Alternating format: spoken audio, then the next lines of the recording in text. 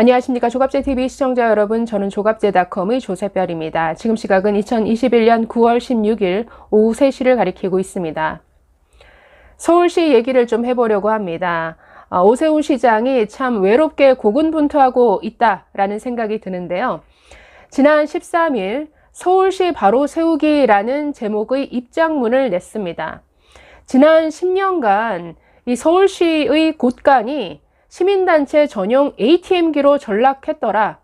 박원순 시장 시절 진행된 시민단체에 대한 지원이 너무나 비정상적이었다. 이것을 바로 잡겠다라는 내용의 입장문을 발표했습니다. 저도 방송을 통해서 몇 번 지적한 바 있습니다. 한마디로 박원순의 유산이죠. 이 서울시 세금에 기대서 기생하는 시민단체 생태계, 너무나 비정상적이고 예산 낭비에다가 한마디로 그들만의 놀이터입니다. 자, 오세훈 시장이 직접 밝힌 입장문 내용 일부만 한번 살펴보도록 하겠습니다. 지난 10년간 이 시민단체에 민간 보조금 그리고 민간 위탁금 명목으로 지급된 총액이 무려 1조 원 가까이 된다라고 밝혔습니다. 자, 한번 보겠습니다.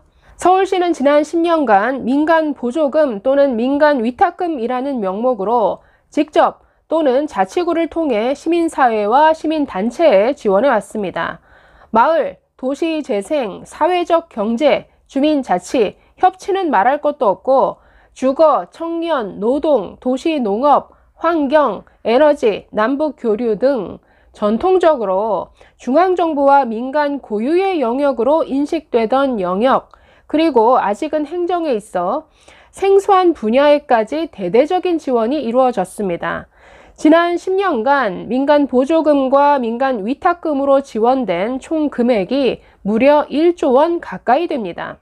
물론 그 액수가 모두 낭비되었다라는 것은 아닙니다만 집행 내역을 일부 점검해 보니 정말 안타깝기 짝이 없습니다. 자, 또 이렇게도 말합니다. 시민단체와 이들을 비호하는 시민단체 출신 시 간부들의 압력에 못 이겨 부적절한 예산을 편성하고 집행하면서 자괴감을 느꼈다는 직원들의 이야기를 들었고, 검증되지 않은 기간에 위탁된 공공시설들과 거기에서 이루어지는 업무들이 시민들의 눈높이를 맞추지 못해 외면받고 방만하게 운영되는 현장도 보았습니다. 라고 이렇게 지적했습니다.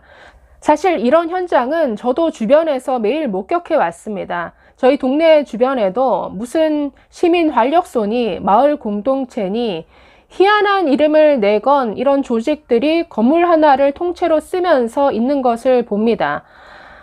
거기 다녀온 지인의 말에 의하면 뭐 뜨개질 하는 걸 가르쳐 주기도 하고 무슨 수제 비누 만드는 걸 가르쳐 주기도 하고 무슨 영화 상영회 같은 걸 한다는데, 대체 왜 시민 세금을 들여서 몇 명 이용하지도 않는 이런 공간들을 저는 만드는지 도저히 저는 납득이 되지 않았습니다. 자, 그러면서 오세훈 시장 예산 집행 내역 어떤 문제가 있었는지 예를 들어서 설명하는데요. 자, 첫 번째는 이런 세금 지원을 받는 시민단체가 마치 다단계 조직처럼 이렇게 자리 잡고 있다는 것이죠.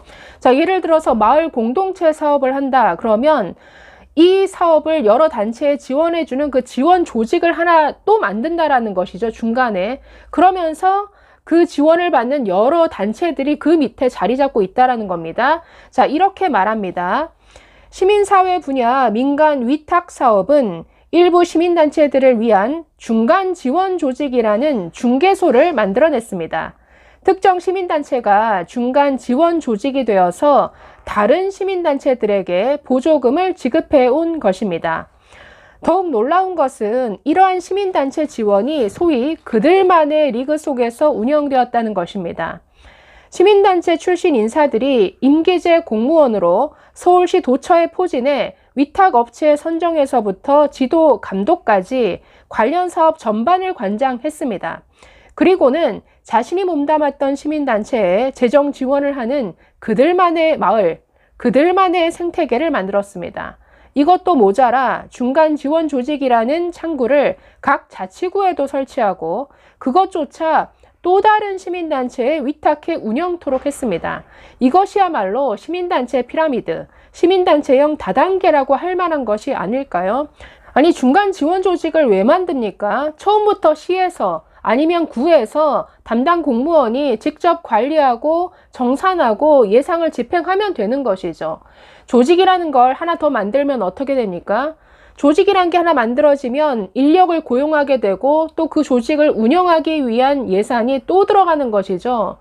조직을 만들면 만들수록 전부 예산 낭비입니다. 이런 조직을 계속 단계별로 계속 만들었다라는 것이죠. 피라미드 맞죠? 시민단체 다단계, 아주 정확한 표현인 것 같습니다. 자, 두 번째, 마을 공동체 사업을 예로 들었습니다. 마을 공동체 사업은 인건비 비중이 절반이 넘습니다. 자치구별로 설치된 주민자치사업단장의 인건비는 연간 5천만 원이 넘습니다. 청년사업과 관련해서는 시민단체 출신이 서울시의 해당 사업 부서장으로 와서 노골적으로 특정 시민단체에 지원을 집중했습니다. 그리고 이들 단체가 또다시 자금 창구가 되어서 또 다른 시민단체의 연구 용역을 집중 발주하는 구조를 정착시켰습니다. 시민의 혈세로 어렵게 유지되는 서울시 국가는 결국 이렇게 시민단체 전용 ATM기로 전락해 갔습니다. 저는 이 마을 공동체 사업과 관련한 올해 사업 계획서를 한번 들여다본 적이 있습니다. 저는 한편의 코미디를 보는 줄 알았습니다. 요즘처럼 SNS로 소통하고 이런 언택트 시대에 마을 구석구석마다 커뮤니티 공간을 만들겠다. 마을 활력소를 만들겠다. 따뜻한 이웃 만들기, 따뜻한 골목 만들기. 아니, 이런 사업을 벌이고 있다라는 것이죠. 무슨 대학 동아리도 아니고 이게 시민 세금을 들여서 할 일인가라는 생각이 들었었는데요. 이 지역 공동체 사업 올해 1년 예산이 배정된 것만 300억입니다. 그것도 사업 예산만 300억입니다. 인건비도 다 빼고. 그러니 얼마나 어떤 중간 조직 하나씩 만들 때마다 얼마나 예산 낭비가 있었겠는가. 이건 안 봐도 비디오죠. 네, 마지막으로 오세훈 시장이 지적한 사례 하나만 더 보시면 사회주택을 또 예로 들었습니다. 사회주택의 경우 SH가 할 수 있는 일임에도 사회경제적 주체라는 조직이 끼어들면서 서울시가 토지도 빌려주고 이자도 지원하고 사업자금 융자까지 해주었습니다. 이들이 사용한 사업자금의 원천이 바로 시민 혈세였던 것입니다. 하지만 정작 이들 사회경제적 주체들은 서울시로부터 받은 융자금 상환을 반복적으로 유예, 지연, 연기했고 임차 보증금을 반환하지 않아 세입자에게 직접적인 피해를 준 일도 있었습니다. 부실 사회주택 사업자의 채무를 인수했다고는 하지만 그 돈도 역시 시민 혈세로 충당된 것이었습니다.